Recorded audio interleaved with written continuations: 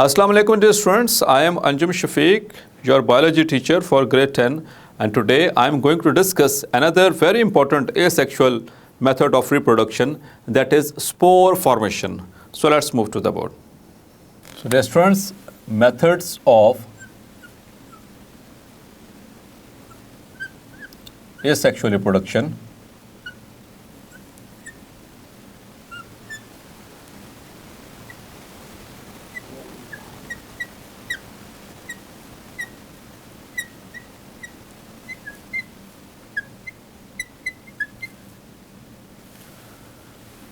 And among the methods of asexual reproduction, which we have discussed in the previous lectures, is number 1, binary fission. Number 2 is multiple fission.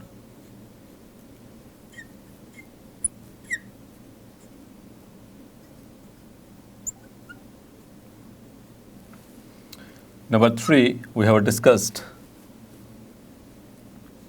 fragmentation.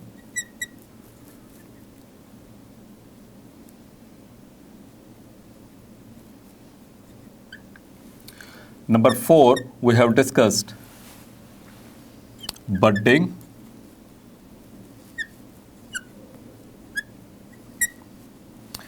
And now, dear students, today we are going to discuss the 5th method of asexual reproduction, which is spore formation.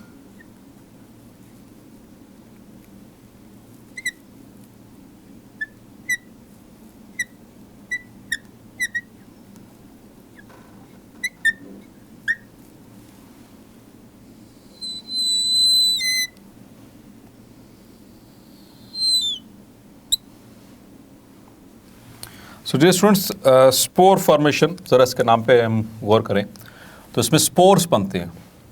और spores dear students ये sexual भी होते हैं और asexual भी होते हैं, दोनों तरह के स्पोर्स होते हैं। ख़ास तौर पर प्लांट्स के अंदर भी प्रोड्यूस होते हैं, और इन फंजाई उनके अंदर, मोस्ट ऑफ द फंजाई उनके अंदर स्पोर्स बनते हैं। कुछ बैक्टीरिया होते हैं उनके अंदर भी स्पोर फॉर्मेशन होती है। So as per hour topic हम इसको डिस्कस करते हैं। First of all, in the fungi,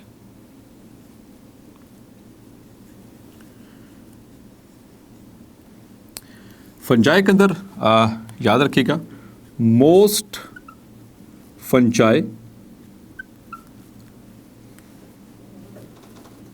produce spores, इनके अंदर स्पोर्स बनते हैं। Just for the sake of आपको इन्फॉर्मेशन बताता चलूँ, इनमें एसेक्सुअल स्पोर्स भी हैं और सेक्सुअल स्पोर्स भी हैं, लेकिन हमारा टॉपिक एसेक्सुअल स्पोर्स से रेलेवेंट है। Just for the sake of knowledge आपको बताता चलता हूँ कि इनके अंदर जो सेक्सुअल स्पोर्स की बेस के ऊपर 4 इनके अंदर मेजर डिविजन्स हैं। The first one is called as zygomycota, जिसके अंदर ज़ाइगोस्पोर्स बनते हैं। दूसरी इनकी जो मेजर जो क्लास है, जो टाइप है on the basis of sexual reproduction, that is called as basidiomycota. ये सारे टाइप्स, परेशान नहीं होना आपने, ये आपने फर्स्ट ईयर में जाकर पढ़नी है चैप्टर नंबर 8 के अंदर।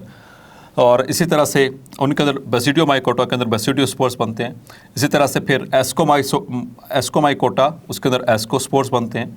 देन इज ड्यूट्रोमाइकोटा, वो इम्परफेक्ट फंजाई कहलाती हैं, उनके अंदर जो सेक्सुअल फेज़ है वो ऑब्जर्व नहीं होती है। लेकिन हम डिस्कस करने वाले हैं एसेक्सुअल स्पोर्स की। तो एसेक्सुअल स्पोर्स डियर स्टूडेंट्स याद रखिएगा, most fungi they produce them. अब ये स्पोर्स प्रोड्यूस किसके अंदर होते हैं? The spores are produced inside a sac called as sporangium. So what is sporangium?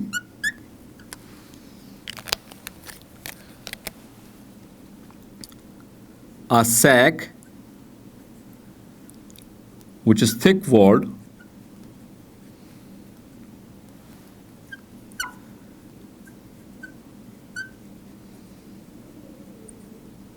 in which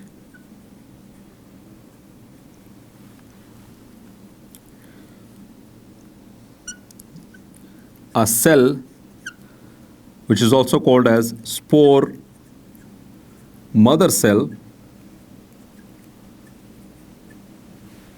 divides to form a large number of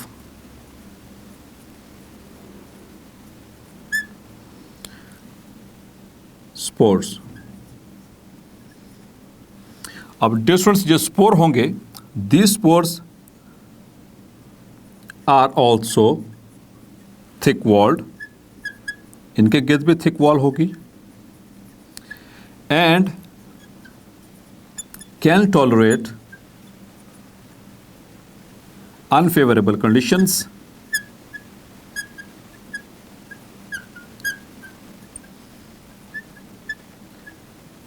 तो जब अनफेवरेबल कंडीशंस होंगी means they do not have favourable temperature और favourable pH और favourable light intensity, तो उसके behalf के ऊपर ये डॉर्मेंट रहेंगे और इनको कुछ नहीं होगा. But upon the arrival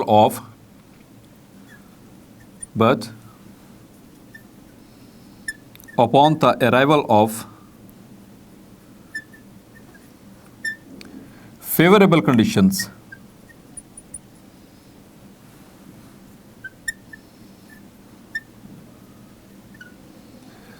these spores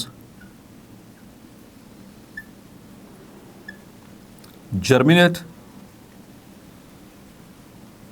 into new fungus और fungi. So sporangium आपने यहीं तक याद रखना है, यहाँ तक. So it is a thick walled sac, थैली है जिसके अंदर वो स्पोर्स बनेंगे. So like this. इसकी एग्जाम्पल में याद रखेंगे. It's example is Rhizopus.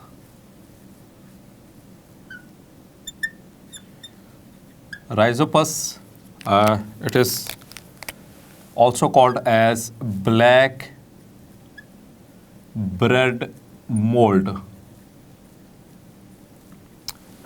आपने कभी नोट किया कि अगर ब्रेड जो है, रोटी या जो डबल ब्रेड जो खाते हैं आप, डबल रोटी, वो फ्रिज से बाहर या किसी बर्तन से बाहर अगर आप रख दें तो 2-3 दिन के अंदर अंदर क्या होता है, उसके ऊपर वो ब्लैक होना शुरू हो जाती है.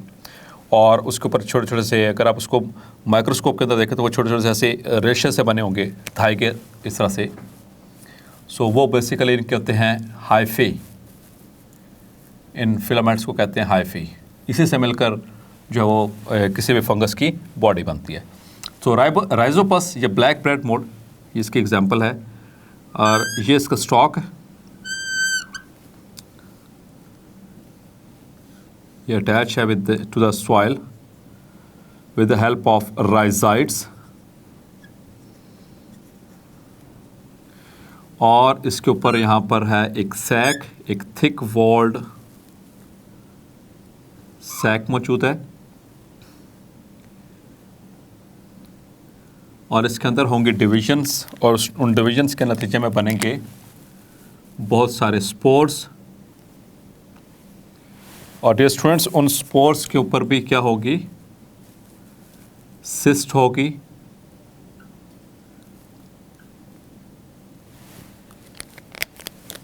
like this.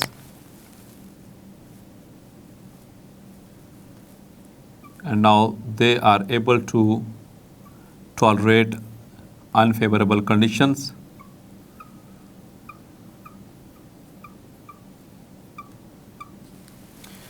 And when this is sporangium और मल्टी, इसको प्लूरल फॉर्म है स्पोरेंजिया कहा जाता है. और उसके अंदर यहाँ पर मौजूद हैं spores.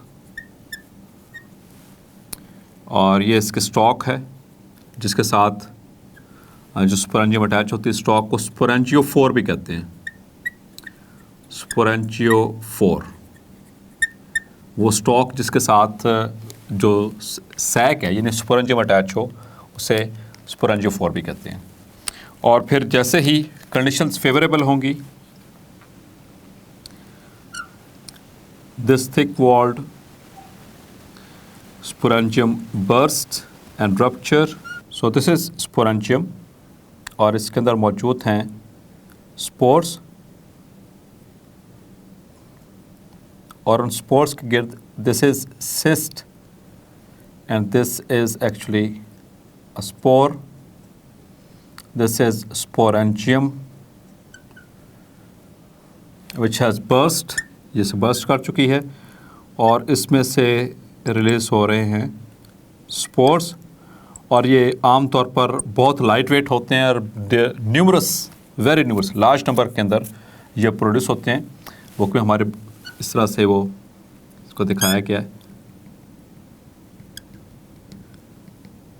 There are hundreds of spores जो कि यहाँ पर मौजूद है, थिक वॉल स्पोर्स, और बुक में इस तरह से डायग्राम मौजूद है.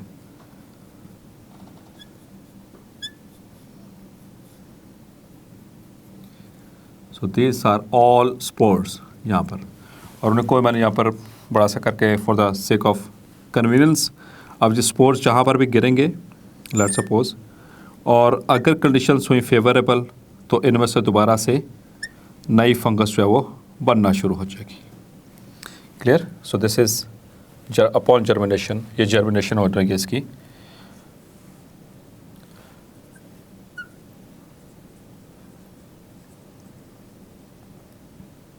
जर्मिनेटिंग स्पोर, ये वाला जर्मिनेटिंग स्पोर है और इसके अंदर this one is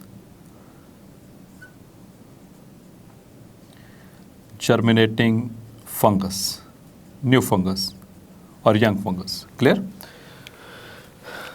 so dear students, इसी तरह से स्पोर फॉर्मेशन को आगे कंटिन्यू करते हैं. स्पोर कुछ बैक्टीरिया होते हैं उनके अंदर भी बनती हैं.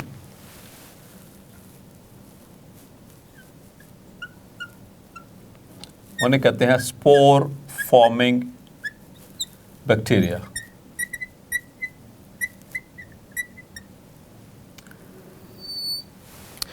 लेकिन डियर स्टूडेंट्स याद रखिएगा कि बैक्टीरिया के अंदर जो स्पोर्स बनती हैं वो ड्यूरिंग अनफेवरेबल कंडीशंस बनती हैं, जबकि इनके अंदर वो जो सी स्पोर फॉर्मेशन है यानी कि स्पोरेंजियम का बनने का जो प्रोसेस है वो नॉर्मल कंडीशन में हो जाता है, जबकि इन bacteria during unfavourable conditions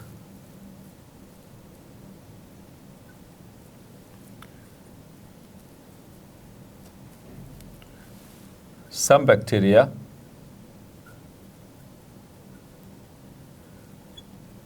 will form spores. Students, अब ये जो स्पोर हैं ये दो तरह के हो सकते हैं. इट मे बी एंडोस्पोर और it may be exospore. Endospore bacterial cell के अंदर वाले साइड पे बनेगी. Let's suppose this is a bacterial cell, तो स्पोर उसके अंदर बन रही है. This is the spore around the its genetic material. जबकि एक्सोस्पोर स्टूडेंट्स वो बैक्टीरियल सेल वॉल के बाहर बनेगी,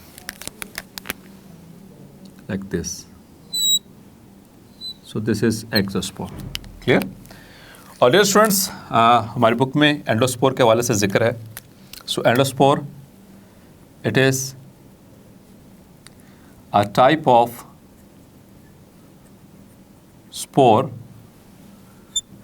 formed inside the bacterial cell, which is a prokaryotic cell, during unfavorable conditions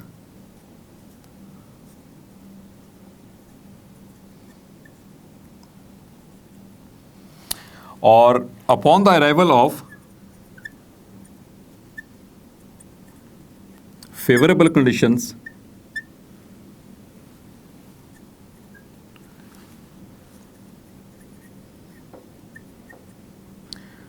the endospore forms new bacteria. और students इसमें example जो हमारे book में कोड की गई हैं, एंडोस्पोर फॉर्मिंग बैक्टीरिया की, they are clostridium,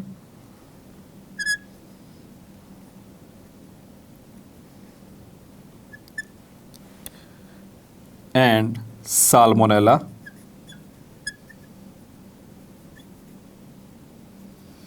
so dear students, clostridium and salmonella ये बहुत ही डेंजरस बैक्टीरिया है, चूँकि ये एंडोस्पोर बना रहे हैं।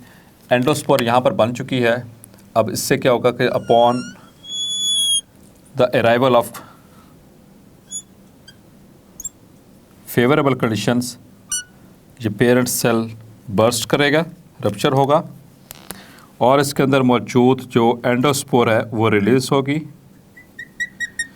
and this endospore will germinate into the new bacterium.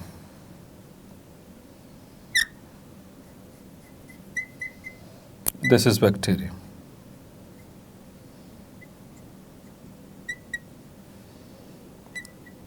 Which is newly formed. Clear? So this is endospore.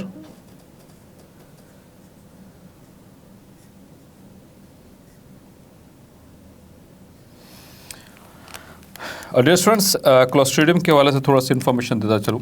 Clostridium में इसकी एक स्पीशी है, clostridium botulinum, as it is scientific name, so we have to underline it. Clostridium botulinum, it is responsible for botulism. और botulism क्या होता है? It is severe food poisoning.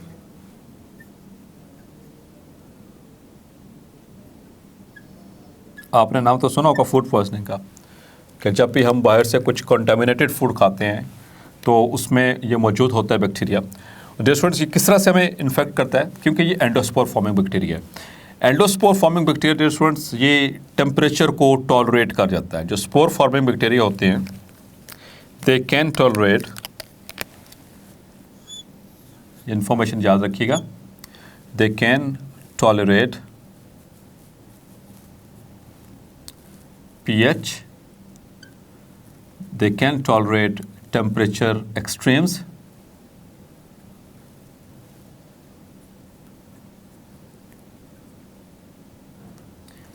and they can also tolerate desiccation, which means the water loss. Clear? They can also tolerate light. तो यही basically physical environment के अंदर जो मौजूद फैक्टर्स होते हैं, तो इनको ये बड़े आराम से टॉलरेट कर जाता है। कौन? ये एंडोस्पोर फॉर्मिंग बैक्टीरिया। अब इससे होगा क्या कि आप इसको कुक भी कर रहे हैं, ये आमतौर पर जो कैटल्स होते हैं उनके जो डाइजेस्टिव सिस्टम है उनके अंदर मौजूद होता है, और इनके जो मसल्स ख़ास तौर पर उनके अंदर भी ये पाया जा सकता है। तो जब भी कोई जो फ्रोज़न मीट लेते हैं, फ्रोज़न मीट, तो और उसमें यह मौजूद होता है। आप अब देखिए फ्रोज़न मीट में माइनस में टेम्परेचर है, ये स्पोर बना ली, उसके अंदर सेव हो गया, इसने अपने आप को बचा लिया स्पोर बना के। फिर आपने इसको कुक किया, और जो कुकिंग होती है वो भी 100+ डिग्री सेल्सियस पे होती है। उस टेम्परेचर पे भी ये स्पोर इतनी हार्ड होती है, इतनी रेजिस्टेंट होती है इन चीज़ों से कि उससे इस पर कोई फ़र्क नहीं पड़ेगा। आपने पका लिया, फिर उसके बाद आपने उतारा नीचे, जब उसको खाया, मतलब वहाँ पर जब खाते हैं तो हमारे बॉडी में जाता है, और हमारी बॉडी का टेम्परेचर कितना होता है? 36.1 degree celsius to 37.8 degree celsius. तो इस रेंज में रहता है, वो इसके लिए बड़ा फेवरेबल टेम्परेचर है। यानी कहाँ पे 100+ वहाँ पे इसको बर्दाश्त करना पड़ा था, और उसने किया, और जैसे ही हमारे पेट में गया, हमने खाया इसको, तो ये वहाँ पर उसको फेवरेबल टेम्परेचर मिलेगा, फेवरेबल एनवायरनमेंट है, और वहाँ पर ये अपने जो पेरेंट बॉडी उसको रिमूव करेगा, और जो एंडोस्पोर है it will be converted into the bacterium, endospore bacterium, जिसे हम कहते हैं क्लोस्ट्रीडियम बोचुलिनम। और ये इन्फेक्शन वहाँ पर वो बाइनरी फिशन के ज़रिए डिवाइड करता जाएगा। इट कॉजेज इन्फेक्शन, जिसकी वजह से तेज़ बुखार और हमारे एब्डोमेन के अंदर जो सीवियर पेन होती है, ख़ास तौर पर वॉमिटिंग, लूज मोशंस, डायरिया जिसे हम कहते हैं, वो स्टार्ट हो जाएंगे। ये इसके कुछ सिम्टम्स हैं। डिजीनेस और इसके अलावा डबल विजन, दो चीज़ें दिखाई देंगी। नर्वस सिस्टम को इफेक्ट कर रहा होता है। लेट सिम्टम्स में डियर स्टूडेंट्स ये it may lead to cardiac and respiratory paralysis, यानी कि हमारे रेस्पिरेटरी सिस्टम को भी पैरालाइज कर सकते हैं। इससे रिलीज होने वाले टॉक्सिन्स, एंडोस्पोर बैक्टीरिया, ये फॉर्मिंग बैक्टीरिया से, ये असल में इसकी जो टॉक्सिन्स होते हैं वो ज़्यादा ख़तरनाक होते हैं। जो केमिकल्स ये रिलीज़ करता है हमारे ब्लड के अंदर, वो हमें मुख्तलिफ तरह से नुकसान पहुँचा सकते हैं। तो वो हमारे रेस्पिरेटरी सिस्टम और हमारे कार्डिक सिस्टम, यानी कि जो हमारे हार्ट है, इनके मसल्स को ये मुकम्मल तौर पर पैरालाइज कर सकता है। और अगर इसने पैरालाइज कर दिया खुदा न खास्ता, so it may leads to death. तो इस वजह से इसको इग्नोर नहीं करना चाहिए। जो भी चीज़ खाएं वो साफ़ सुथरी लेकर खाएं, फ्रेश मीट लेकर खाएं। जो कैंड मीट होता है ख़ास तौर पर, जिसे कैन्स के अंदर बंद होता है, जो फ्रोज़न मीट होता है, जो कई हफ्तों से फ्रीज़ हुआ होता है, कोशिश करें कि उसके इस्तेमाल की ज़रूरत ना पड़े। थोड़ा जो है मीट लें और उसको साथ साथ फ्रेश मीट जो है वो उसको पकाते रहें और ज़रूरत पड़ने पर फ्रेश ही लें। इस तरह से साल्मोनेला ये आमतौर पर टाइफाइड कॉज करता है। साल्मोनेला टाइफाइड, आपने नाम सुना होगा टाइफाइड का। टाइफाइड ये भी एक बैक्टीरिया है, ये भी स्पोर फॉर्मेशन करता है और एंडोस्पोर्स बनाता है। ये भी उसी हद तक ख़तरनाक और डेंजरस है जो कि टाइफाइड कॉज करता है। टाइफाइड का नाम आपने सुना होगा। ये आमतौर पर हमारे इंटेस्टाइन्स का, डाइजेस्टिव सिस्टम का फीवर होता है, जब ये बैक्टीरिया हमारे बॉडी के अंदर रिप्रोड्यूस करना शुरू कर देता है।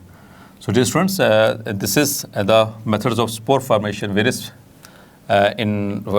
Kinds of spore formation like in fungi, in also in bacteria. इसी तरह से डियर स्टूडेंट्स ये एसेक्सुअल स्पोर्स जो होते हैं, they are also sometimes formed in other organisms, लेकिन हम एज़ पर आवर सिलेबस हमने इन दोनों को ही डिस्कस करना है।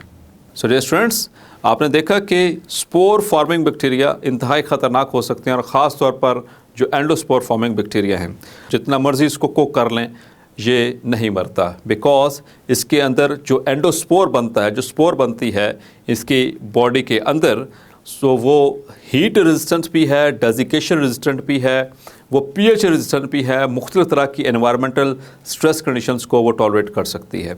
सो कोशिश ये करनी है आपने कि आप फ्रेश मीट लें। सो होपफुली आज का लेक्चर आपको क्लैरिफाई हो गया होगा। मिलते हैं नेक्स्ट लेक्चर में एक और नए टॉपिक के साथ। तब तक अपना ख्याल रखिएगा। अल्लाह हाफ़िज़।